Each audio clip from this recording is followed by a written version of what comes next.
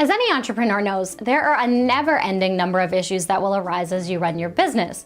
And if you want to succeed as an entrepreneur, you need to make sure that you're able to keep all of these trouble spots under control so that your business continues to move forward. However, it can be really difficult for an entrepreneur to attend to all of these issues and still stay focused on the strategic management required to build a successful business. Getting sucked into dealing with all of these daily fires and not having time left over for strategic planning is what people in the industry refer to as an entrepreneur who is working in the business instead of working on the business. And it doesn't bode well for the company reaching its full potential. This incredibly common issue is actually just a symptom of a larger problem, however. Now, I've talked about this before here on New Venture Mentor, and I'll probably talk about it again. But today we'll discuss one specific method for combating it: the 5 whys technique. Let's take a look at some definitions. A problem is a matter or situation regarded as unwelcome or harmful and needing to be dealt with and overcome, while a symptom is a sign of the existence of something, especially of an undesirable situation. So, in more concise terms, symptoms tell you that a problem is present, but they are not the problem itself.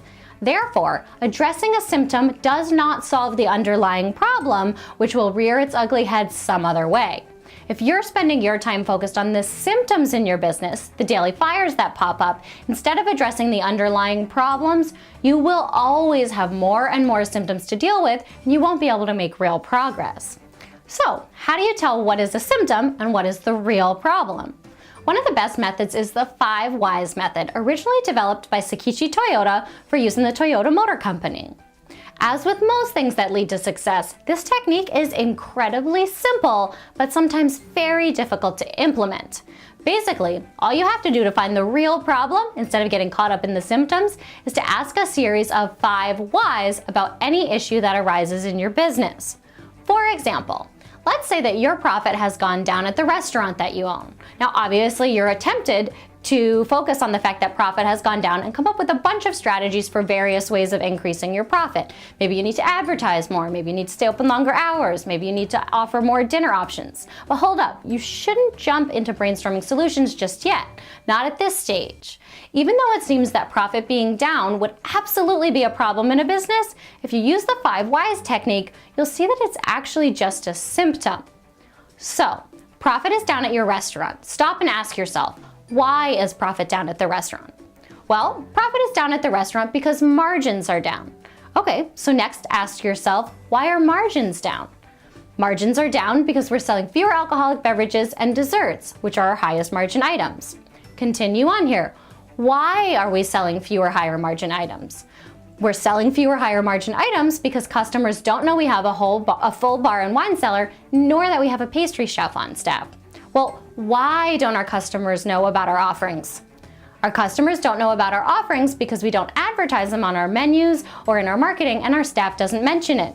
Why don't we promote our highest margin items? Well, we don't promote our highest margin items because our owner has been brainstorming advertising options instead of looking at our root problem and updating our menus and training our staff.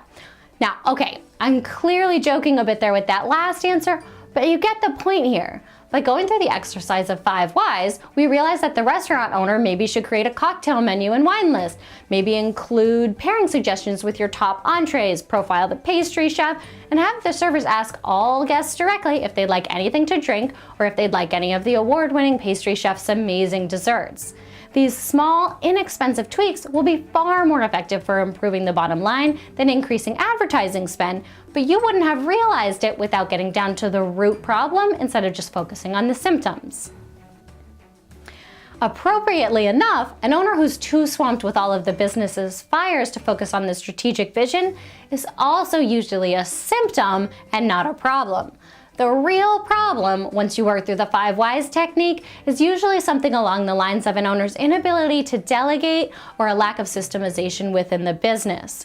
Moving forward in your business and your life, really, you should always force yourself through the 5 whys technique to make sure you get to the true problem and don't waste your time on the symptoms. You'll be amazed at the effect it can have on your business.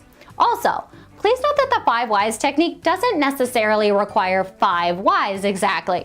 Sometimes you'll need 3 and sometimes you'll need 13 to get to the real root of the problem. But the point's not the number of times that you ask why, it's that you continue to ask it until you found the true source of the issue. That's it for this week here on New Venture Mentor. Thanks for watching, and I hope you found this video helpful. If you liked it, please let me know by giving me a thumbs up on YouTube, and if you're feeling especially generous, I'd be greatly appreciative of any small fan funding donation you could give to help me keep my channel alive and keep these videos coming your way. If you don't want to give, no worries, but you should still subscribe to the channel and to my email newsletter so you'll always be the first to get the latest tips and info to help you plan, launch, and grow your new business.